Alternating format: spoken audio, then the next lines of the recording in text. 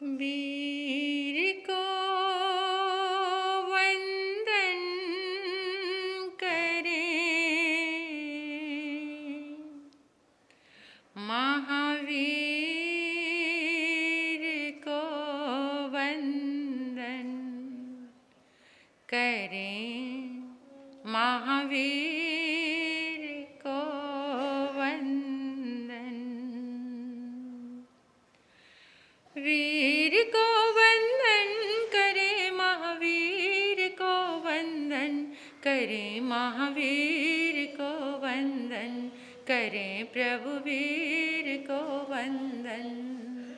ज्ञान का दीपक लिए और शील का चंदन करें, महावीर को वंदन करें, प्रभु वीर को वंदन करें, महावीर को वंदन। छोड़ा राजपाट प्रभु ने, छोड़ा राजपाट प्रभु ने, कांटों का पथ अपनाया। छोड़ा राजपाट प्रभु ने, कांटों का पथ अपनाया। मानवता के घावों को निज हाथों से सहलाया।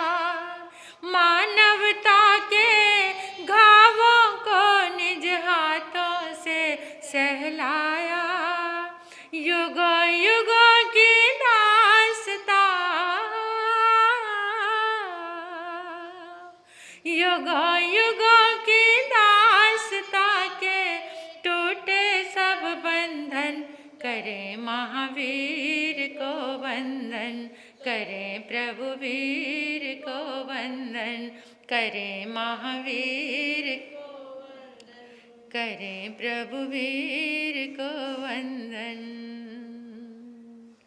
रोहिणी सा चोर भले हो, रोहिणी सा चोर भले हो, अर्जुन सा हत्यारा। रोहिणी सा चोर भले हो, अर्जुन सा हत्यारा। जो भी आया चरणों में पापों से उसे उबारा। जो भी आया चरणों में पापों से उसे उबारा। वज्र कठोर दिलों में जागा,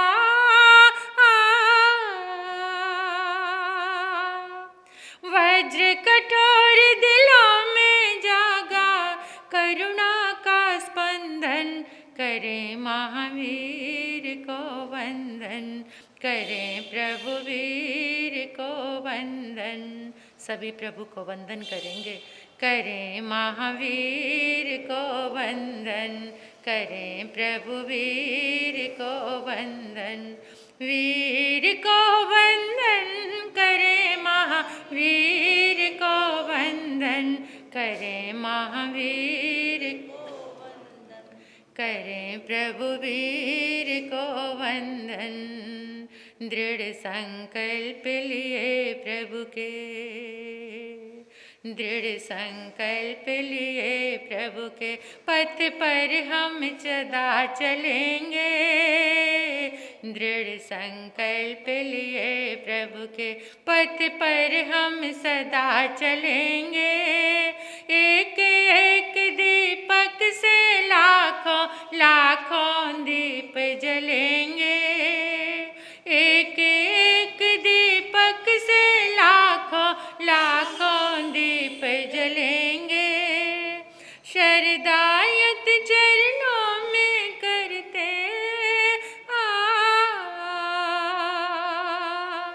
शरदायत चरणों में करते शत शत अभिनंदन करें, महावीर को वंदन करें, प्रभु वीर को वंदन करें, महावीर को वंदन।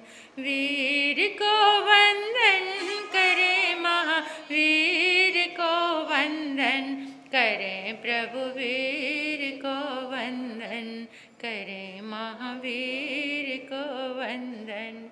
ज्ञान का दीपक लिए और शील का चंदन, करें महावीर को वंदन, करें प्रभु वीर को वंदन।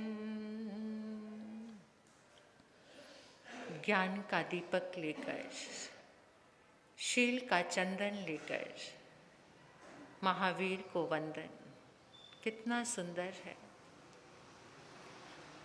जब भीतर में ज्ञान आता है तभी तीर्थंकर आराधना जागती है। जब सम्यक बोध आता है, नहीं तो भटकते रहते हैं जीवन में। जीवन में संस्कारों की गरिमा जो बचपन से मिल जाता है वो जिंदगी भर बना रहता है।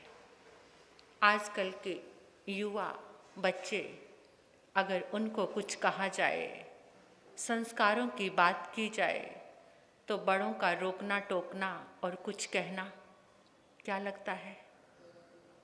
अच्छा नहीं लगता।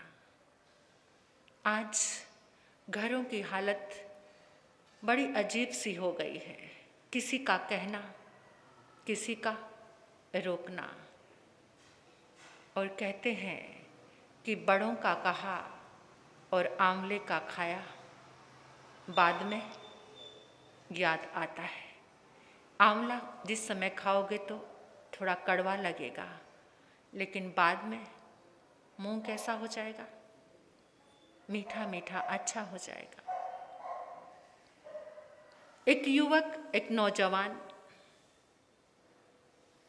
कड़ी धूप में घर से निकला इंटरव्यू के लिए। आज उसका पहला इंटरव्यू था। ऑफिस जाने के लिए बड़ी मशक्कत, बड़ी मेहनत करनी पड़ी उसे चलते हुए। और मन में सोचने लगा,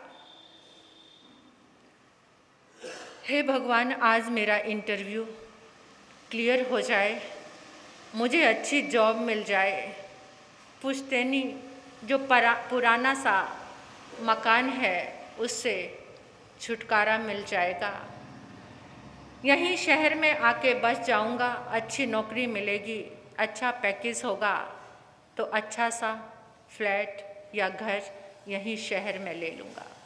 और दूसरी बात, हर समय माता पिता की टोका टोकी से भी परेशान हो चुका हूँ।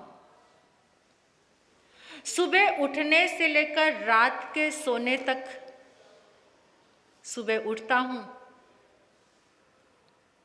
बिस्तर पर अच्छे से चद्दर बिछा देना, जो कंबल ओढ़ा है उसको अच्छे से तह लगाकर रख दिया, माँ की आवाज़ आई। बाथरूम में गया, स्नान किया, अच्छे से नल बंद करके आए हो, टॉवल ठीक जगह पर रखा है, लाइट बंद कर दी, बाहर जाने के लिए तैयार होता हूँ, पिता की आवाज़ आती है, अपने रूम का फैन बंद कर दिया।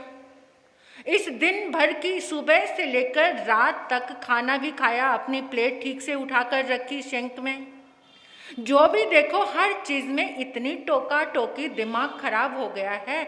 अच्छा होगा अगर आज मुझे यही सोचता हुआ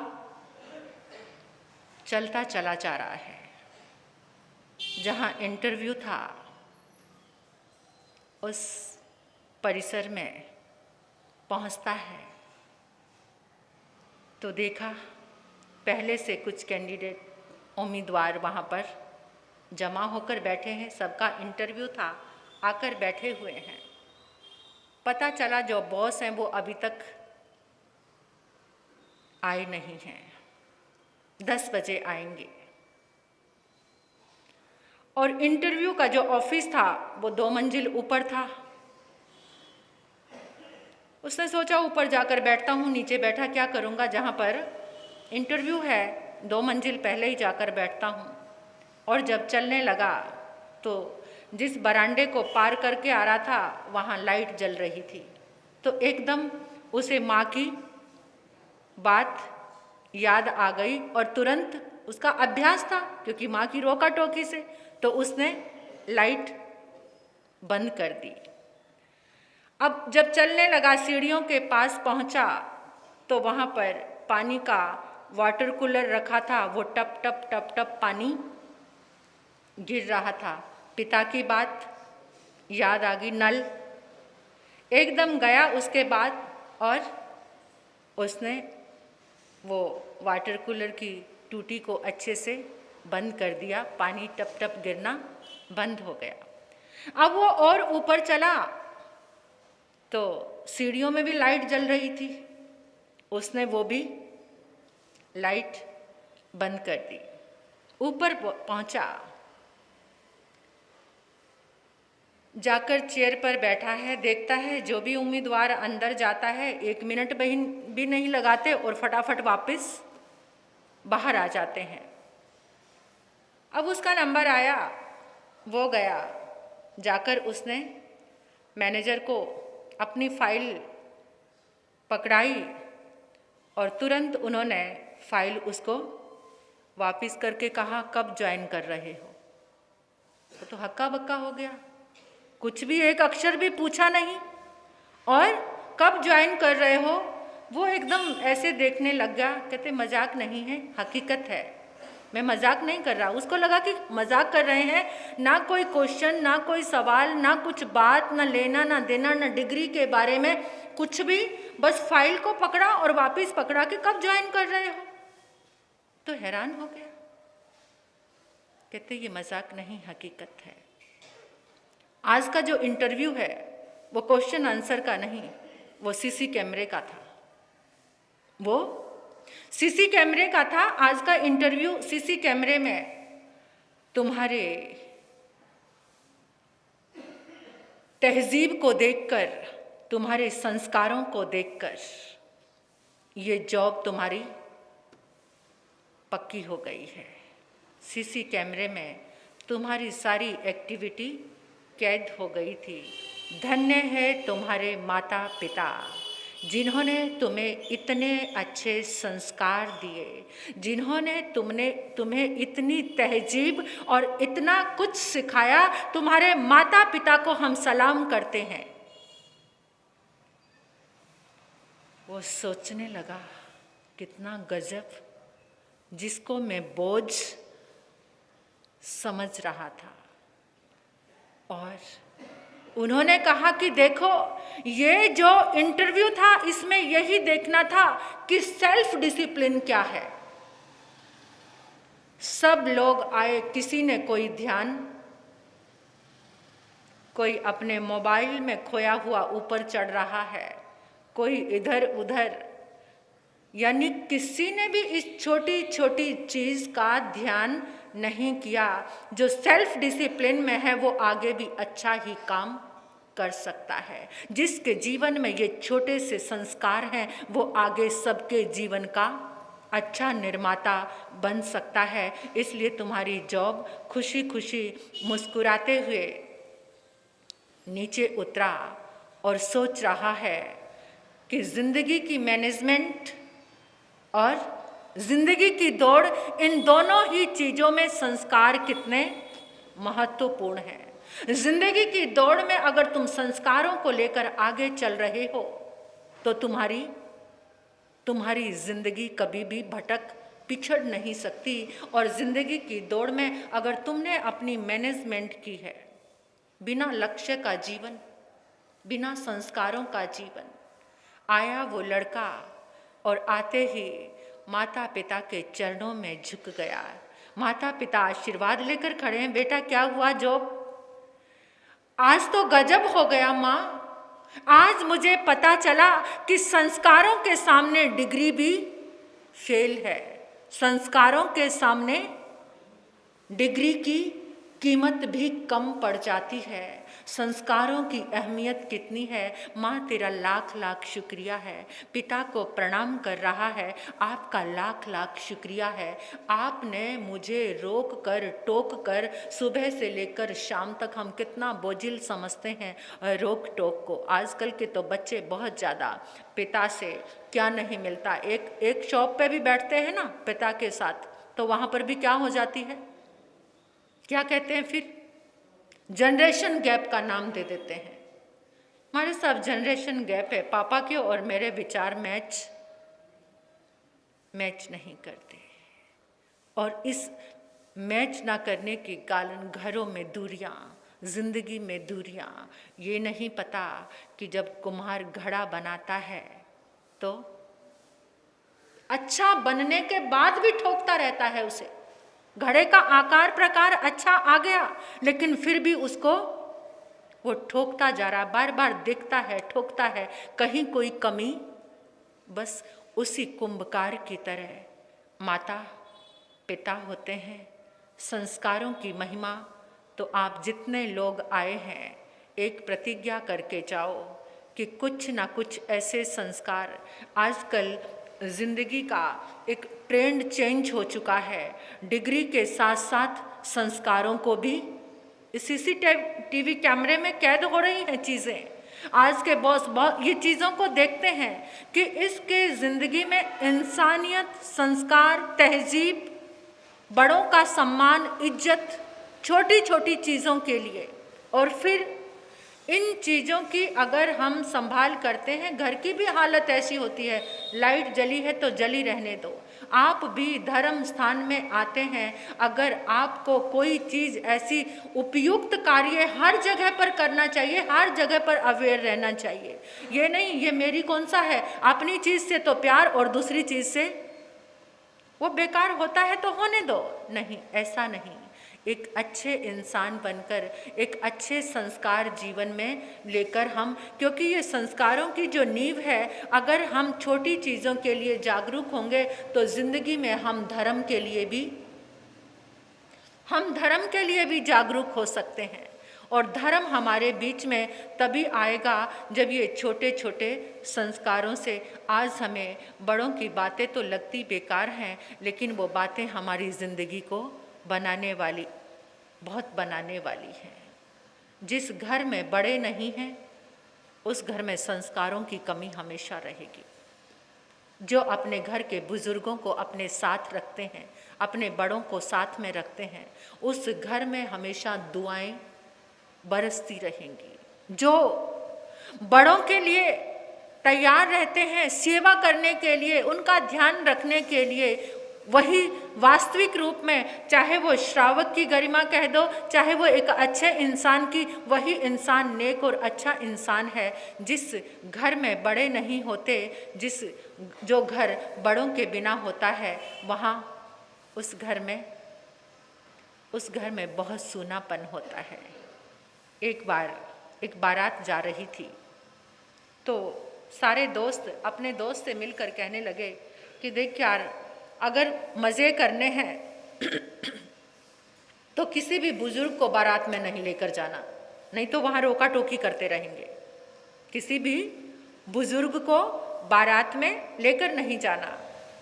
वो जो दुल्हा था वो कहने लगा, ये तो बड़ा मुश्किल काम है, मेरे दादाजी तो ज़िंदगी में दुआ करते करते ये दिन आया है कि कब ऐसा दिन आएगा अपने पोते की शादी देखूंगा।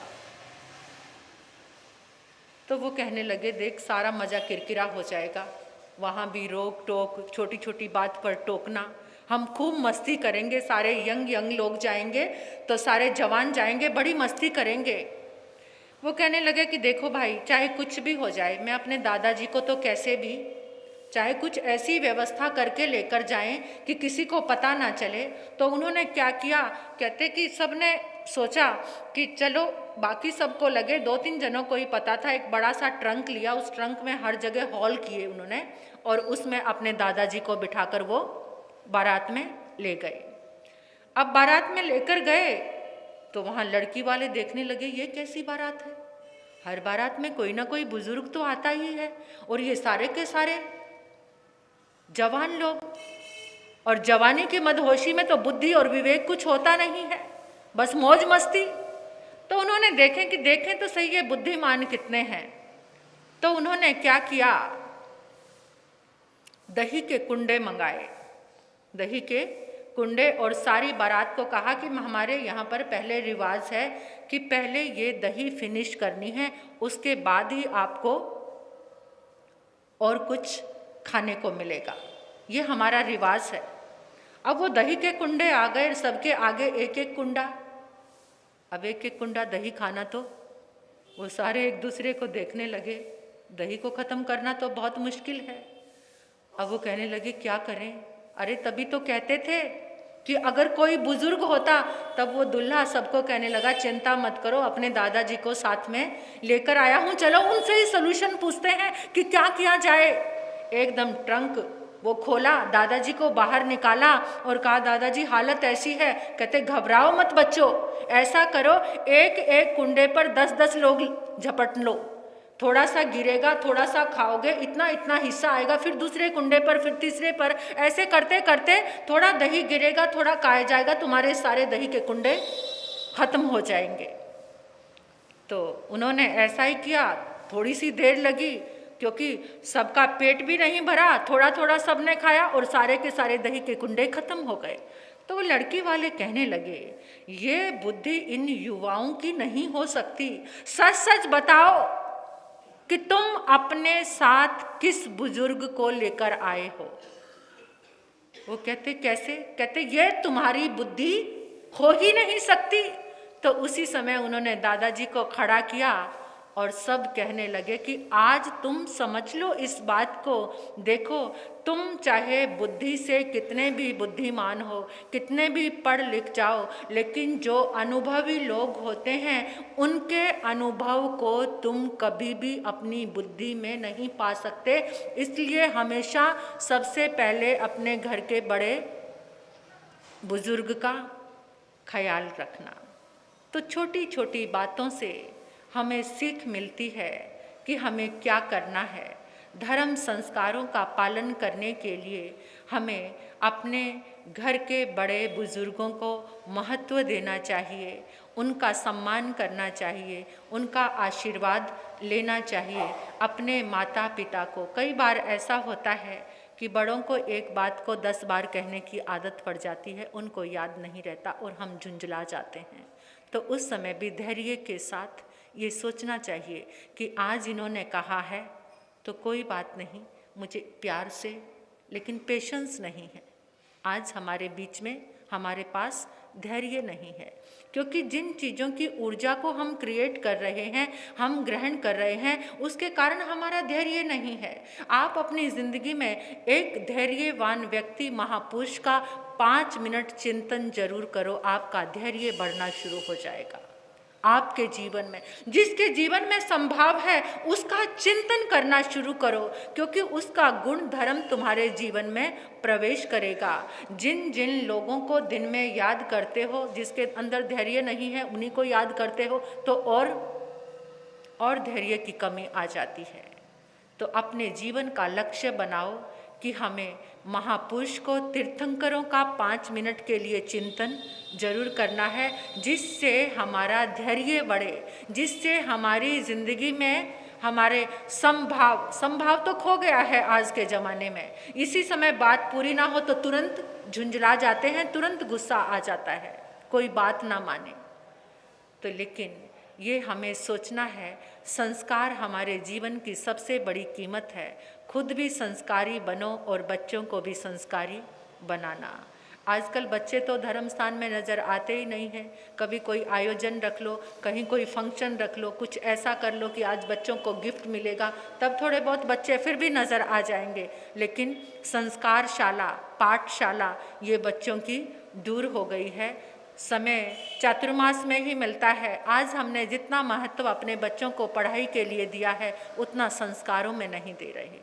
जितना उन्हें पढ़ाई के लिए हम टोक रहे हैं, पढ़ लो, ये करो, स्कूल जाने के लिए कोचिंग मिस नहीं करने देते, लेकिन हम अपने बच्चों को उतना संस्कारों के लिए, धर्म संस्कारों के लिए प्रेरित नहीं करते। अगर ये चीज़ छूट जाएगी तो आज जो हमारे पास है वो भी धीरे धीरे हमारे हाथों से रेत की तरह खिसकता चला जा रहा है, फिसलता चला जा रहा है। बच्चों को नहीं पता भगवान महावीर के माता पिता कौन हैं, किसी एक्टर के, किसी क्रिकेटर के माता पिता का पता होगा, लेकिन पार्श्वनाथ भगवान कौन है, 24 तीर्थंकर कौन है, ये शिक्षा कौन देगा? इन संस्कारों को अपने बड़े महापुरुषों की कथा कहानियाँ, 5 मिनट का टाइम, आपके पास टाइम नहीं है, आप मोबाइल लेकर बैठे हो। दादा दादी भी ऐसे हो गए हैं घर में आजकल, उनके पास भी टाइम नहीं, वो भी अपने मोबाइल में मस्त हैं, और माता पिता भी मोबाइल में। एक बार एक लड़के का मोबाइल खराब हो गया, युवक का, परिवार वाला था, तो उसने सोचा कि चलो मोबाइल को ठीक होने में 2 दिन लगेंगे, शुक्र है ये 2 दिन माता पिता के साथ थोड़ा सा टाइम स्पेंड करूँगा। माँ के पास गया, माँ अपना मोबाइल लेकर बैठी थी। माँ को कहने लगा, माँ आपके पास बैठना था थोड़ी देर। कहते नहीं नहीं बेटा, मेरी मनपसंद सीरियल आ रहा है, मेरा 2 दिन से छूटा हुआ था, वो देख रही हूँ, थोड़ी देर में बात कर लेना। उसने सोचा चलो पिता के पास गया, पिता मोबाइल लेकर बैठे हैं। अरे बेटा, मैं जरूरी न्यूज़ सुन रहा हूँ, ये न्यूज़ मिस नहीं कर सकता, मेरी न्यूज़ सुनने के बाद ही मेरे पास बैठना।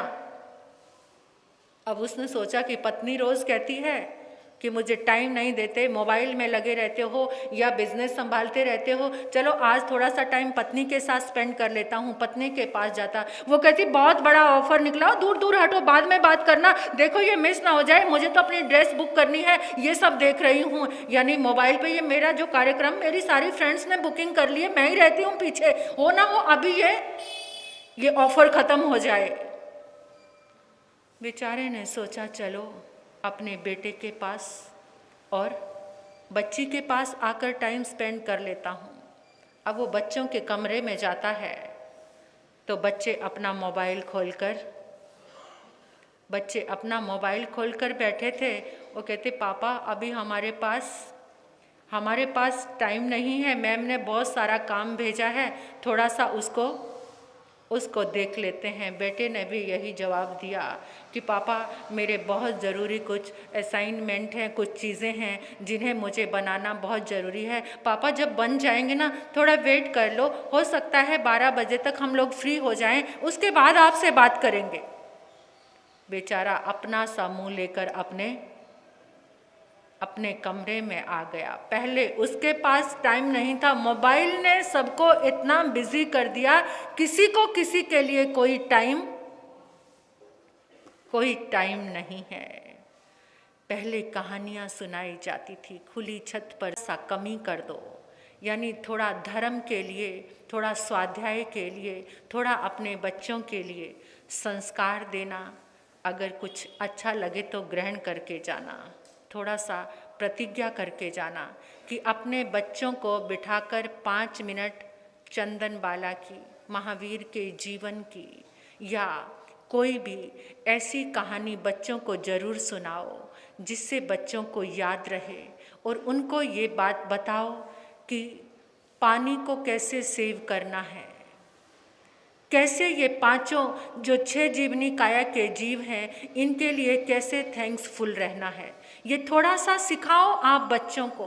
बेतहाशा पानी, एक दिन, कुछ साल की बात है, एक समय ऐसा आएगा जैसे सोना चांदी के लिए लूट मारी झपटी होती है ना, ऐसे पानी के लिए होगी। पानी वैसे ही पंजाब में तो कितना फिट नीचे चला गया है, तो थोड़ा सा इसको सेव करना शुरू कर दो, थोड़ा सा इसको बचाना। सबके घर में ये संस्कार होने चाहिए। नल चल रहा है, आप ब्रश करते चले जा रहे हैं, पानी का गिलास। आज हमारा ये मंडल आया है अग्रनगर से, महिला मंडल, आपका बहुत स्वागत। और एक संदेश लेकर जाना कि जब हम कोई घर में हमारे मेहमान आता है तो हम सबसे पहले उसको क्या परोसते हैं, क्या देते हैं? पानी, गिलास भरकर। मेहमान कितना पानी पीता है? हाँ, पूरा गिलास पीता है या 2 घूंट पी के? 2 घूंट पी के रख दिया, उस पानी को आप क्या करते हो? फेंक देते हो। और जब आप खिलाने की कोई चीज़ खिलाते हैं तो पूरी कटोरी भर के कहते हो कि ये एक कटोरी में आपने कुछ काजू भर के रख दिए कि उसको आगे इस तरीके से रखा कि ये तुम्हें फिनिश करने हैं, पूरे खाने हैं, ऐसे रखते हो? हाँ, कितने सयाने हो आप। पानी तो ऐसा रखते हो कि पूरा पी के जाए, है ना। और खिलाने की चीज़ें 4 कटोरियाँ रखोगे और आगे रख दोगे कि अगला समझदार एक एक दो दो उठाएगा, है ना। 1 पीस उठाएगा, 2 पीस उठाएगा। इन चीज़ों को, क्योंकि वो आपकी नज़र में बहुत कीमती हैं। और पानी आपकी नज़र में कीमती नहीं है। पानी भले ही पूरा का पूरा गिलास, लेकिन एक गिलास पानी प्यूरिफाई होने में, बिसलरी वाटर बनने में कितने पानी वेस्ट होता है। एक गिलास पानी जब आरओ से निकलता है तो कितना पानी वेस्ट होता है। उस पानी को यूज़ करते हो आप? उस पानी को यूज़ करते हो? नहीं करते। ऐसे ही नाली में उसे यूज़ किया जा सकता है, कोई पोछे लगाने में, कोई कपड़े धोने में, कुछ तो यूज़ कर सकते हो आप। मेरे कहने का मतलब है कि जब आप किसी को पानी परोसो, खाली गिलास और साथ में बोतल रखो, खाली गिलास और साथ में बोतल, उसको जितना पानी पीने की ज़रूरत है वो उतना पानी पिए, बाकी पानी नाली में। जो ताकतवर लोग होंगे ना 10-20 साल के बाद, बस उनको ही पानी मिलेगा। बेचारे जो कमज़ोर होंगे, जिसके अंदर ताकत होगी, एक टैंक आया करेगा, जो ताकतवर हैं वो पानी को छीन कर ले जाया करेंगे और दूसरे लोग प्यासे। ये हमारी नादानी का फल होगा। तो अभी से जितने लोग आए हो, पानी परोसने का ढंग बदल कर जाना। पानी ऐसा परोसना कि एक गिलास पानी नाली में ना जाए। अगर उसको प्यास है तो 2 घुट डालेगा और उतना ही पी लेगा। तो इसलिए आपका इस धर्म सभा में स्वागत है, अभिनंदन है। थोड़ी ज़िंदगी में जीने की बातें समझ कर जानी है। आने वाली 6, 7, 8 तारीख को 3 दिवसीय कार्यक्रम रखा गया है, जिसमें 6 को पुच्छी सुनम की 9वीं गाथा, जो हमें ताकत देने वाली है, पावर बढ़ाने वाली है, जो वीकनेस, जिनके जीवन में बिल्कुल भी खुशहाली नहीं है, हर समय उदास रहते हैं, उस गाथा के प्रभाव से उनके जीवन में अतिशय चमत्कार होगा।